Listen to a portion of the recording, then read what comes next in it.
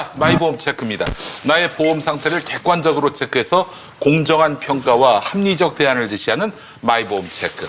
마이보험 체크는 보험 가입자의 이익을 최우선으로 합니다. 그 증거 마이보험 체크를 통해서 계약한 장기 보험, 예컨대 종신보험 등의 평균 보험료가 46,000원에 불과합니다. 이 얘기는 곧 비싼 보험 팔아서 수익을 챙기려는 것이 아니라 소비자에게 가장 합리적인 상품을 판매해 왔다는 의미인데요. 불필요하게 비싼 거 가입하려고 하면은 마이보험 체크는 오히려 고객을 뜯어 말립니다. 또한 마이보험 체크의 상담 대비 계약 체결률은 평균 25%입니다. 10통 하면은 한 뭐 2통, 3통 정도 이렇게 계약이 맺어지는 건데요. 10통 중에 2통 반. 2통 반. 예. 그래요. 4통 하면 1통. 4통 하면 1통. 네. 네. 잘 나가는 대리점에 비해서는 저조한 편인데 그만큼 상담 후에 강매 형식으로 소비자에게 압박하고 부담을 주지 않습니다. 상담 후 귀찮게 연락하는 일이 없다는 얘기인데 최근 마이보험 체크를 사칭하는 사례가 여러 건 발생했다고 합니다. 마이보험 체크는 상담 신청한 고객께만 전화를 드리는데 절대 무작위 전화로 영업하지 않습니다. 마이보험 체크를 사칭하는 전화에 주의하시기 바랍니다. 마이보험 체크는 최고의 보험 전문가들이 정직하고 양심적으로 여러분의 보험을 맞춤형으로 리모델링 해드립니다. 마이보험 체크에 지금 연락해서 무료 상담 받으시고 합리적 보험 설계를 받으시기 바라겠습니다. 홈페이지는 한글로 마이보험체크.영어로 com, 전화는 1800-7917번이 되겠습니다. 마이보험 체크도 잘 나갔으면 좋겠습니다. 우리 재난지원금 정말 선별로 갑니까? 선별로 갈 것 같은데. 최선입니까 그게? 최선이라기보다는 이제 여야 합의되는 과정의 방식인 것 같아요. 그것까지 합의를 해줘야 됩니까? 뭐 그런 상황인 것 같습니다. 제가 정치적 지향이 뭐 어떤지 그게 중요한 게 아니라 네. 아니 국민들은 지금 그걸 바라고 있는데 네. 그리고 또한 지금 1, 2차 재난지원금 지급 때 확실하게 우열이 가려졌는데 왜 실패한 정책을 그렇게 계속 고집하고 그러게요. 있는지 의문이 있는 국민들이 많습니다. 1차하고 2차하고 비교해 보면은 이제 우리의 체감 지수 자체가 완전히 다르지 않습니까? 그리고 사실은 2차 재난지원금이 아직 뿌려지지 못한 곳도 있습니다. 이게 선별이라는 것이 하는 과정 자체가 굉장히 피곤한 일이에요. 예, 그런 측면에서 참 깝깝한데 이게 아직도 그런 식으로 접근하는 것 자체가 저는 좀 문제가 있다는 생각이 들고요. 사실은 이게 저는 이제 보편이나 선별이나 문제는 대립적인 문제는 아니에요. 다 해줘야 되는 거예요. 복지의 문제에서 사회안전망 이 접근 방식이 재난지원금 문제를 우리가 이제 흔히 하는 기본소득 개념으로 볼 수도 있고 아니면 경제 개념으로 볼 수도 있고 아니면 복지 정책으로도 볼 수도 있고 그 철학적 차이는 다 다를 수 있는 겁니다. 저는 다만 그게 오히려 프로세싱으로서 작동하는 게 어떻게 잘 작동하느냐가 중요하다고 봅니다. 그럼 이런 거예요. 첫 번째로는 이 선별하는 자체도 힘들고 그다음 국민 전체를 대상으로 해서 우선적으로 그 사회 안전망 개념으로서 보편적으로 전체한테 다 줘도 되는 겁니다. 이게 제일 빠르고 편한 방법이에요. 보편적으로 제일 편한 방식이고 그다음 두 번째는 흔히 하는 시간을 두고 자영업자들이라든가 중소상공인들이라든가 노래방 이런 있지 않습니까? 직접 피해자들에서 선별하는 그 시간을 또 버는 겁니다. 그 과정에서 또 주기도 하고 또 한편으로는 이게 경제적으로 보면 이런 상황에서 산업부라든가 이런 경제부처들은 비대면 자영업은 어떻게 할 것인가 이런 것들에 대해서 또 고민을 해줘야 돼요. 그리고 또 지금 나오는 문제 중에 현금으로 줄 것인가 지역화표로 줄 것인가에 대해서 논란이 많지 않습니까? 이런 부분들도 기본적으로 지역의 소상공인 경제를 생각한다면 지역화표로 주고 그러나 이게 임대료를 주는 문제라든가 임금을 주는 문제 이런 것에 걸리는 사람들이 있단 말이에요. 네. 그런 부분들에는 기재부라든가 금융이라든가 이런 곳에서 또 합심을 해가지고 재난지원금 형태를 재정대출 형태를 어떻게 줄 것인가 이런 것들이 있어요. 이런 방법들을 다양하게 찾아야 됩니다. 근데 지금 우리 흔히 하는 재정당국이 하고 있는 방식 자체가 선별이냐 보편이냐라는 하나를 두 개로 딱 잘라서 두 개 탁 던져놓고 그중에 하나 선택하라. 이건 솔직히 말하면 섬세하게 일을 하지 않겠다라는 그런 측면의 그거라고 봅니다. 저는 다른 것보다도 지금 이 재정 관료들은 어떻게든 보편 지급을 막으려고 길을 써왔고 이해찬 대표 때도 그랬고요. 이 대표께서는 그때 아주 단호하게 혼쭐을 내줬어요. 그래서 결국은 총선 전에 전 국민 보편 지급으로 가닥을 잡을 수 있었는데 지금 이낙연 대표께서 이런 재정 관료들을 제대로 여당 대표로서 그들의 속내와 그들의 어떤 야욕 앞에서 별다른 펀치를 못 날리고 계시는 거 아닌가? 저는 좀 다른 측면을 한번 봐야 되는데 일단 1차 재난지원금이 뿌려지고 그것에 대한 소기 성과는 2분기와 3분기 경제 지표를 통해서 확인된 바가 있습니다. 긍정적인 점이 많이 있었죠. 네. 좋았다라는 평가가 내려진 것이고요. 2차 재난지원금의 배포식은 추석 직전이라서 이게 3분기 마지막이거든요. 네네.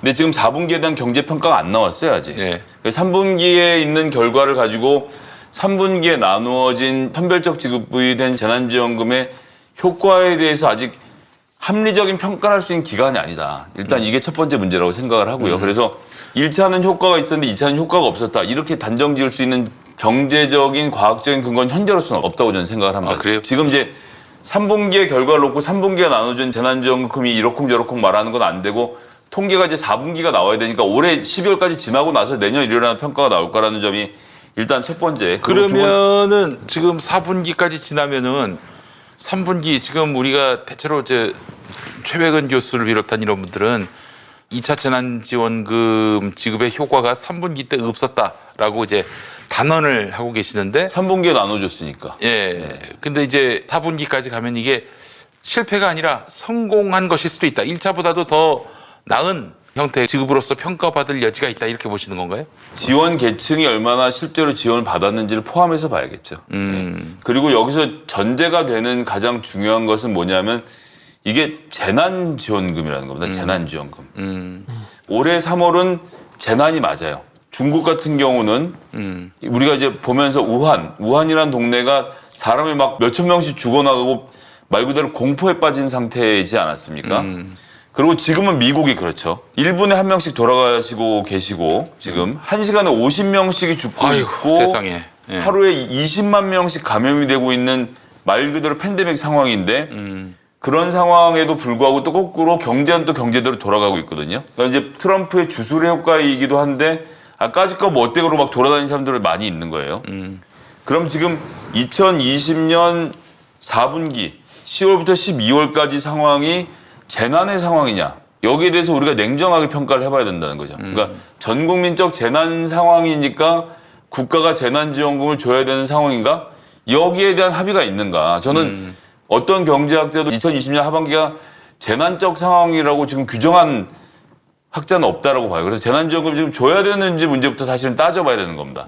그런 문제가 하나 있고 그런 전제가 있은 후에 어떻게 지급하는 게 좋겠는가를 따지는 것이 옳다. 그러니까 시간이 그렇게까지 없으니까 그 먼저 보편적으로 지급할 수도 있다라는 정치적 판단을 할 수 있겠지만 지금 이 상태에서 3분기에 나간 2차 재난지원금에 대한 평가도 안 돼 있고 그다음에 지금 현재가 재난 상태라는 것에 대한 규정도 할 수 없는데 재난지원금을 무작정 푸는 것에 대해서는 저는 조심해야 되는 측면이 하나 있다라는 말씀을 먼저 드리겠고 그리고 그럼에도 불구하고 보편적 재난지원금을 배포함으로써 국민들의 위축된 심리를 다스리고 경기를 말 그대로 부양하는 경기 부양책으로서 재난지원금을 고려한다면 수차례 말씀드린 바 있습니다만 2022년 소득세 징수를 할 때 상위 10에서 30% 그건 정치적 합의에 따라 다르겠습니다만 그분들에겐 지금 냈던 재난지원금을 그대로 돌려받는 이건 사회연대세로 충분히 우리가 소득을 1등부터 2천만 등까지는 충분히 구분해낼 수 있는데 문제는 3천만 등부터 5천만 등까지 누가 더 어려운지를 알 수가 없는 상황인 거예요. 우리나라 그렇죠. 예. 제도가. 그렇죠. 예. 예. 그럼 2022년에 간 평가가 될 거 아닙니까? 코로나 끝났을 거고 2022년에 평가해봤을 때 2021년 돈을 잘 버신 분들은 재난지원금을 다시 국가로 반납하시고 2022년 1년을 어렵게 사셨던 분들은 그 재난지원금을 그대로 가져가는 형태로 즉 사회연대세로 다시 걷어들이는 방식의 보편적 지급이라면 우리가 지금 고민해 볼 수 있지 않을까. 그래서 이건 좀 두 가지를 다르게 봐주셨으면 좋겠다는 말씀을 드리겠고 마지막으로는 내년 여름이면 이러나 저러나 코로나 상황은 상당 부분 종식이 될 것이기 때문에 그런 점들도 함께 고려가 돼야 된다 봅니다. 저는 이제 금방 이야기했던 사회연대세 부분에는 이제 결과적으로는 찬성을 하면서 이번 기회에 기본소득이라는 개념과 이것을 복지적 요소로서 어떻게 적용할 것인지에 대해서 한번 우리가 좀 제도적 고민을 한번 해봐야 돼요. 네네. 이제 그 이재명 지사 같은 경우는 이걸 이제 경제적 접근이 더 우선시되어 있는데요. 저는 그뿐만이 아니고 이게 결국은 기본소득이라는 것은 우리 한국 사회에서 사회복지의 문제의 재구성과 연결돼 있어야 돼요. 쉽게 말하면 간단합니다. 복지 전달 체제를 통해서 전달되는 복지 정책과 현금으로 줘버리는 복지가 어느 것이 더 효율적인가 하는 부분이거든요. 저는 현금 복지라고 생각합니다. 다만 기존에 있던 이걸 하려면은 복지 전달 체제로 가고 있는 복지 정책으로 가던 복지들을 조정을 해야 되겠죠. 이런 과정들이 필요한데요. 우리 한국 현실에서 예전에 우리가 세모녀 굶어 죽었지 않습니까? 예, 예. 한국의 복지제도에서 세모녀 굶어 죽는 사람이 나올 수가 없어요. 나올 수가 없어요. 한국의 복지제도로서. 최저임금부터 해가지고 기초생활수급자부터 해서 나올 수가 없어요. 근데 그런 사람이 나와요. 왜냐하면은 복지 전달 체계에 구멍이 생길 수밖에 없는 거예요. 이게 관료제의 한계예요. 관료제의 한계고 제가 그런 이야기를 자주 하는데 서울에 제일 못 사는 사람은 어떤 사람인가 하면은 주소지가 확인이 되지 않는 사람이에요. 아. 그런 사람이 상당히 많아요. 굶어 죽는 사람은 서울에 있어요. 시골에는 굶어 죽는 사람이 없어요, 생각보다. 복지 전달 체제가 잘 돼 있어요. 확인이 돼요. 그런 것들을 봤을 때는 결국은 우리가 가는 복지의 방향 자체가 우리가 공직 관료 사회가 완벽하다는 착각을 하면 안 돼요. 대한민국이 아마 제가 알기로는 전 세계에서 관료 행정 정보 체계가 제일 잘 된 나라일 거예요. 그런데도 굶어 죽는 사람이 나오거든.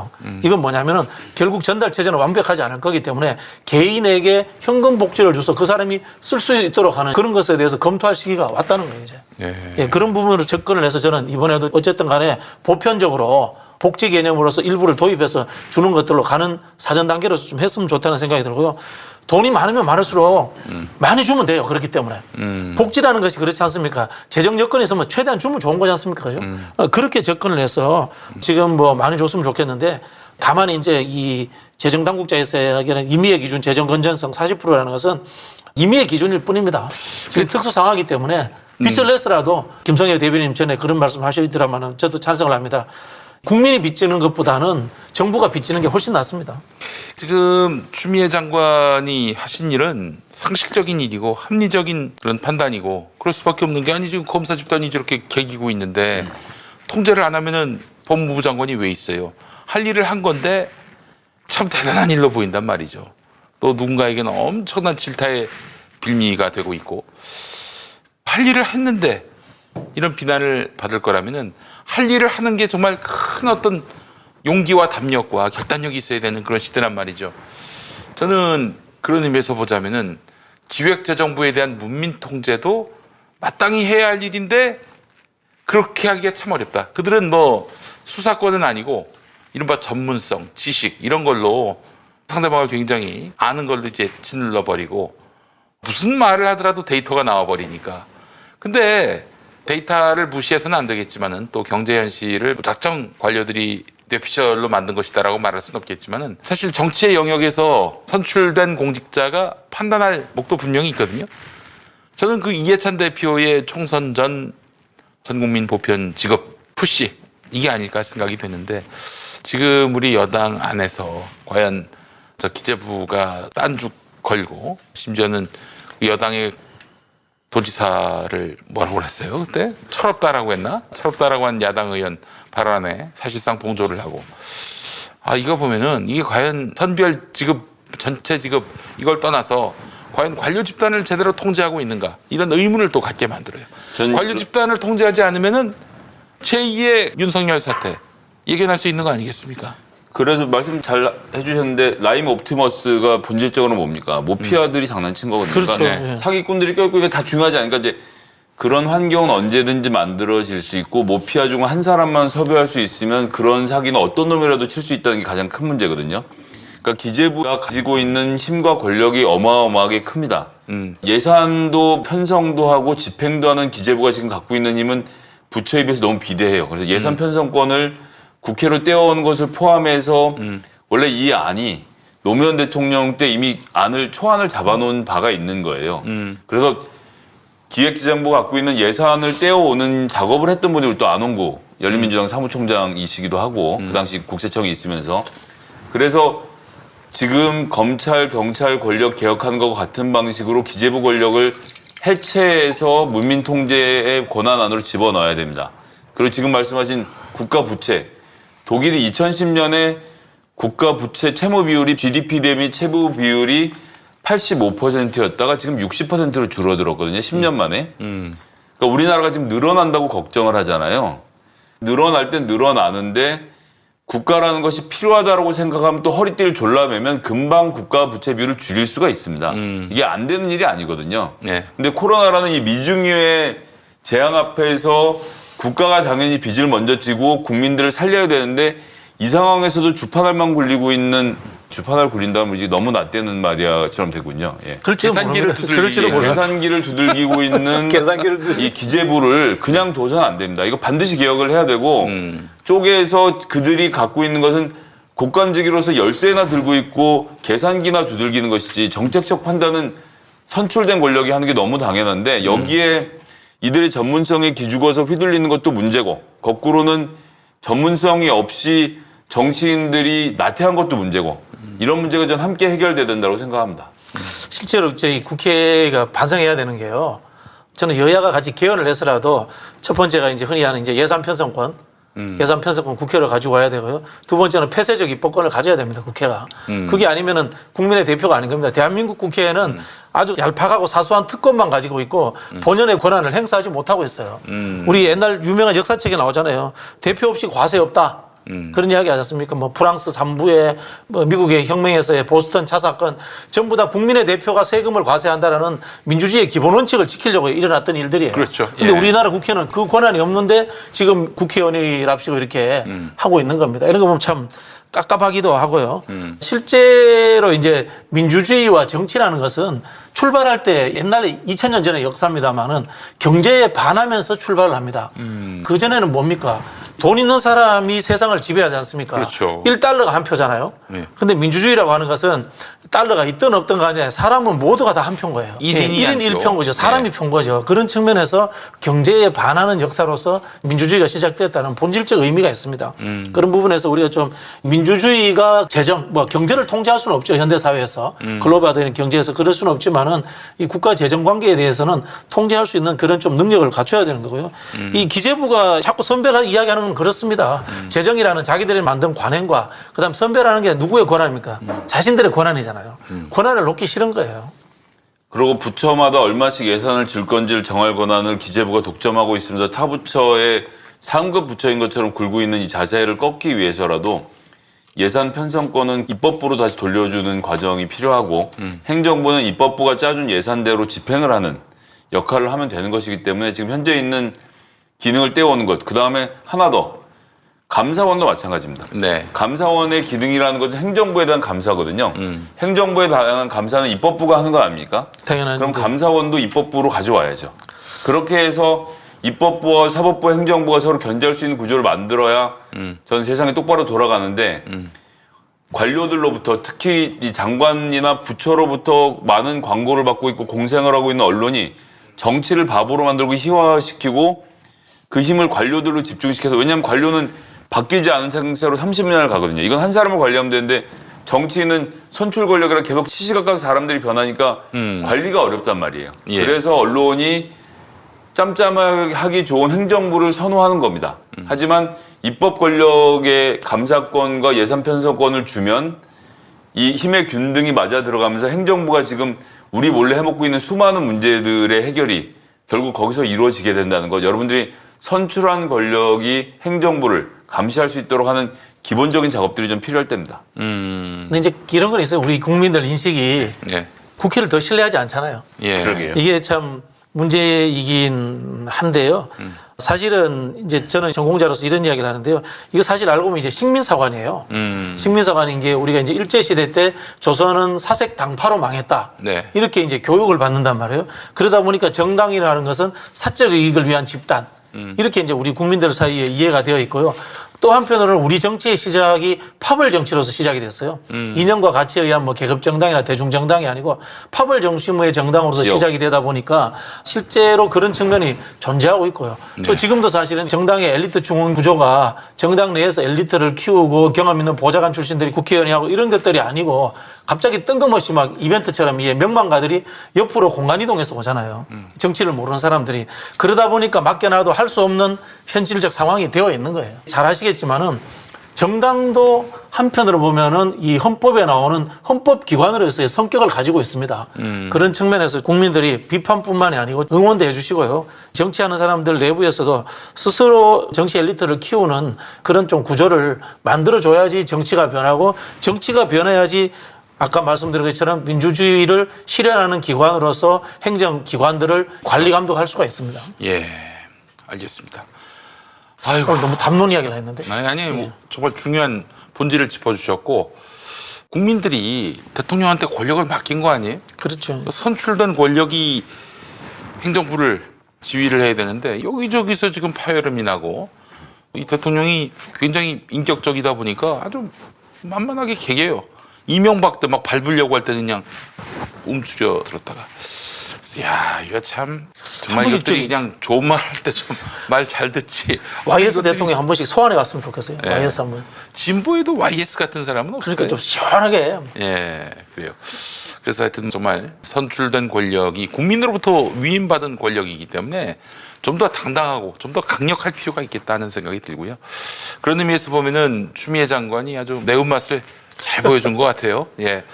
내일 12월 2일의 판단. 윤석열 총장이 지금 징계위원회 개최를 연기해달라는 또 요청을 시간을 왜 했는데 보려고 하죠? 그 뭐, 이유가 뭘까?